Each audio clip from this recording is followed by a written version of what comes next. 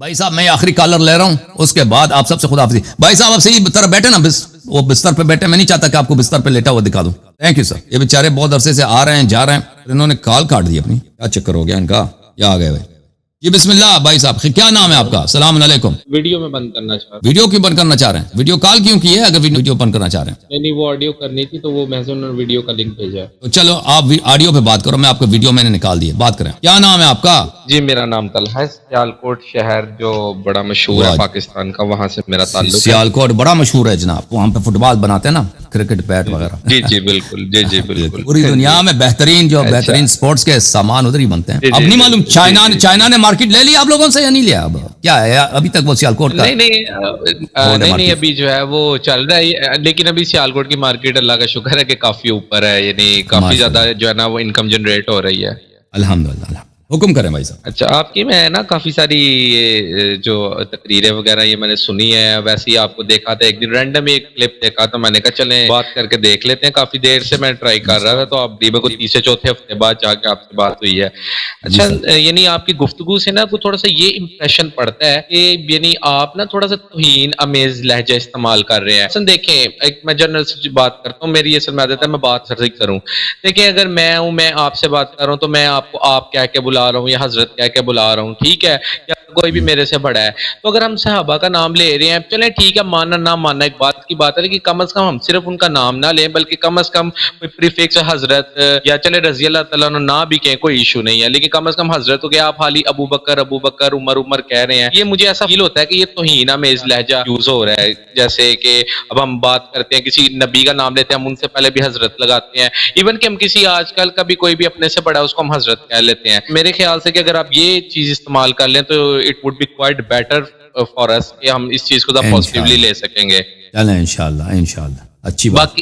باقی جو ہے وہ ایک حدیث ہے جو میں نے پڑھی بھی ہے سنی بھی ہے، کہ بخاری میں ایک حدیث ہے، محمد ابن حنفیہ حضرت علی رضی اللہ تعالیٰ عنہ کے بیٹے ہیں. تو ان سے پوچھا گیا کہ ای الناس خیر بعد رسول اللہ، کہ نبی کریم صلی اللہ علیہ وآلہ وسلم کی جو بعد سے بہتر انسان کون ہے؟ تو انہوں نے کہا قال ابو بکر، کہ سب سے بہترین انسان جو ہے وہ ابو بکر ہے. تو پھر ان سے پوچھا گیا کہ انہوں نے یعنی حضرت علی سے خود پوچھا تھا، یعنی ان کے بیٹے نے. انہوں نے کہا ثم من، انہوں نے کہا پھر کون؟ حضرت علی نے کہا کہ ثم عمر، اس کے بعد پھر عمر ہے. اس کے بعد پھر وہ کہتے ہیں کہ مجھے یہ شک پڑ گیا کہ اب کہیں جو ہے وہ حضرت عثمان کا نام نہ لے لیں. میں نے انہیں یہ پوچھا کہ اس کے بعد تو آپ ہی ہوں گے؟ انہوں نے کہا نہیں میں تو عام مسلمانوں میں سے مسلمان ہوں. اس کے بعد پھر عمر ہے، اس کے بعد پھر عثمان ہے. تو اس حدیث کے بارے میں ذرا تھوڑا سا بتا دیں. تو یہ حدیث سچ ہو ہی نہیں سکتا، کیونکہ رسول پاک صلی اللہ علیہ وسلم کی جو متواتر حدیث ہے انت منی بمنزلت ہارون من موسیٰ، آپ کو مجھ سے وہی مرتبہ حاصل ہے جو ہارون علیہ السلام کو موسیٰ سے تھا. کوئی مسلمان کہہ سکتا ہے کہ پیغمبر صلی اللہ علیہ وسلم کو انبیاء کی تاریخ کا نہیں معلوم، اپنے قرآن سے وہ جاہل تھے؟ یہ تو کوئی اگر کوئی کہہ دے تو کافر ہے، کوئی نہیں کہہ سکتا، ٹھیک ہے نا. تو جب ہم انبیاء کی تاریخ میں دیکھتے ہیں اور قرآن مجید میں دیکھتے ہیں تو بنی اسرائیل میں موسیٰ علیہ السلام کے بعد ہارون سے افضل کوئی نہیں ہے، اور موسیٰ علیہ السلام کے نزدیک ان کی امت میں ہارون سے کوئی افضل نہیں ہے، اور اللہ کے نزدیک موسیٰ کے بعد بنی اسرائیل میں افضل کوئی نہیں. تو تاریخ میں، قرآن میں، سنت میں، اور موسیٰ علیہ السلام کے نظر میں اور اللہ کی نظر میں موسیٰ علیہ السلام کے بعد سب سے افضل ہارون ہے. تو نبی صلی اللہ علیہ وسلم کو اپنے الفاظ کا پتہ ہے کہ وہ کیسے بات کرتے ہیں. اللہ نے ان کو بھیجا ہے اسی لیے ہدایت کے لیے. اگر ان کو بات کرنا نہیں آتا یہ تو عیب ہے، ایسے پیغمبر کو بھیجا اور وہ بات نہیں کر سکتے، کچھ کہنا کچھ کو اور چاہتے ہیں، الفاظ کچھ اور ہوتے ہیں. یہ تو کوئی نہیں کہتا، سب مسلمانوں کا اجماع ہے کہ نبی کریم صلی اللہ علیہ وسلم فصیح ترین انسان تھے، عاقل ترین انسان تھے، اور ان کے متعلق ان کے اپنے جملے ہیں. رسول پاک صلی اللہ علیہ وسلم اعطیت جوامع الکلم، اللہ تعالیٰ نے مجھے کلام جامع دیا. جوامع الکلم یہ جمع ہے یعنی کلام جو جامع ہو. کے متعلق علماء کہتے ہیں کہ نبی کریم صلی اللہ علیہ وسلم کے اس حدیث کا مفہوم یہ ہے ان کا کلام مختصر لیکن معانی میں نہایت ہی وسیع ہوتے تھے. ایک مختصر جملے میں وہ نہایت وسیع معانی کو سمیٹتے تھے. تو جب رسول پاک صلی اللہ علیہ وسلم نے فرما دیا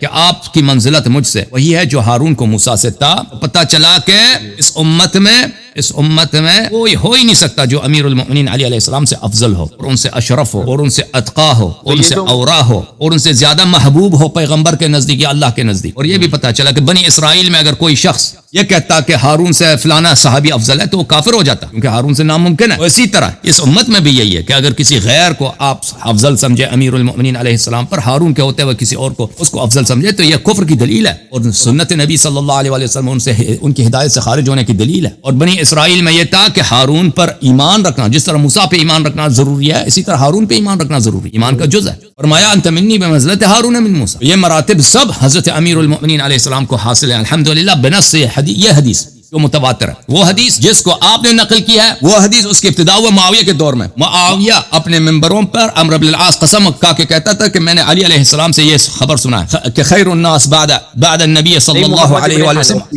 جی آپ کے کتب میں ان سے نقل کی گئی ہے، یہ ان کو سے نسبت کی جاتی تھی. تو ہمارے کتب میں موجود ہے کہ امیر المؤمنین علیہ السلام منبر پہ آئے اور انہوں نے کہا کہ یہ کیا جھوٹ ہے کہ مجھ سے نسبت دیتے ہیں. میں نے کہا کہ رسول پاک صلی اللہ علیہ وآلہ وسلم کے بعد پہلے ابو بکر ہیں، پھر عمر ہیں یا پھر عثمان ہے، میں نے ایسے کوئی بات نہیں کی ہے. تو یہ ایک بہت پرانی جھوٹ ہے جو اہل بیت علیہم الصلوۃ والسلام پہ گڑی گئی ہے. ابھی وہ آپ ہارون علیہ السلام والی جو بات کر رہے ہیں، تو اب ہم اگر دیکھیں کہ جو اولو العزم پیغمبر ہیں وہ تو چار ہیں، جناب نبی کریم صلی اللہ علیہ وسلم ہے، جناب ابراہیم ہے، جناب موسیٰ اور جناب عیسیٰ. اس کا مطلب ہے کہ وہ ہارون علیہ السلام ان سے بھی افضل ہیں؟ نہیں، موسیٰ کے نزدیک، موسیٰ سے مرتبہ جو ہے نا، موسیٰ سے جو مرتبہ ہے، یہاں پہ تناسب ہے دو نبیوں میں. موسیٰ سے جو مرتبہ ہارون کو حاصل ہے، جیسے آپ کو مقام حاصل ہے آپ کے باپ کے نزدیک. اب ہمیں کام نہیں ہے کہ آپ کے محلے میں آپ کے باپ سے بہتر کوئی ہے یا نہیں ہے. موسیٰ علیہ السلام اور ہارون کے درمیان جو نسبت ہے، جو ریلیشن شپ ہے، وہی رسول صلی اللہ علیہ وسلم اور علی علیہ السلام کے درمیان ہے. اب اس حدیث میں یہ نہیں ہے بھائی کہ وہ کہ دوسرے انبیاء کے سے قیاس کیا جاتا ہے. ان دونوں کا جو منزلت ہے آپس میں، وہی منزلت رسول اور علی علیہ السلام کے درمیان ہے. اس کے بعد ایک حدیث ہے حضرت جابر ابن عبداللہ رضی اللہ تعالیٰ عنہ سے، وہ کہتے ہیں کہ نبی کریم صلی اللہ علیہ وسلم نے ارشاد فرمایا کہ ان اللہ اختار اصحابی علی العالمین، اور اس کے بعد ہے کہ وختار علی من اصحابی اربعۃ منہم، یعنی ابا بکر و عمر بڑے مزے کی بات فرمائیں. اچھا ترجمہ کریں. یعنی اس کا یہ ہے کہ اللہ تعالیٰ نے سارے عالمین میں سے جو ہے، یعنی تمام لوگوں میں سے میرے لیے میرے صحابہ کو چنا، اور ان میں سے چار یعنی حضرت ابو بکر صدیق، حضرت عمر فاروق، حضرت عثمان اور حضرت علی رضی اللہ عنہم کو جو ہے ان میں سے میرے لیے چن لیا.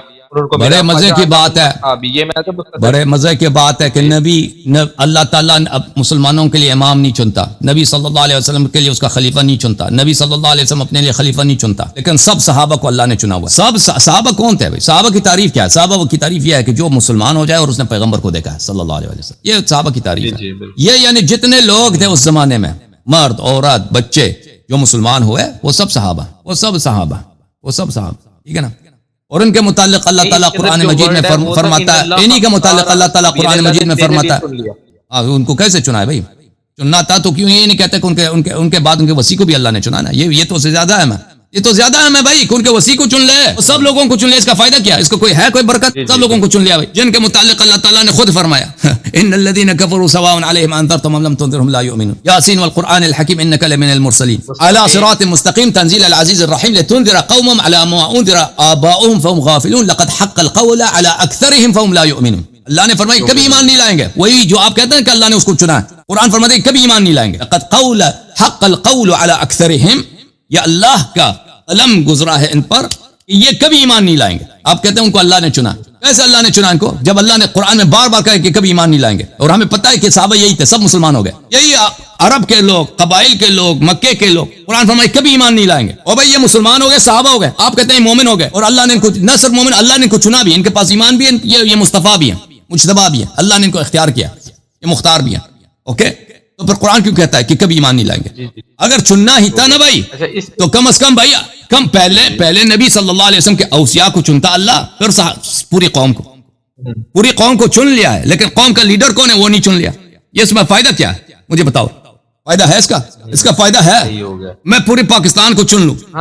میں نے پوری پاکستان کو چن لیا بھائی، اس چننے کا کیا فائدہ؟ اس کا کیا مفہوم ہے اس کا؟ میں نے پورے پاکستان کو چن لیا، کوئی مفہوم ہے اس کا بھائی؟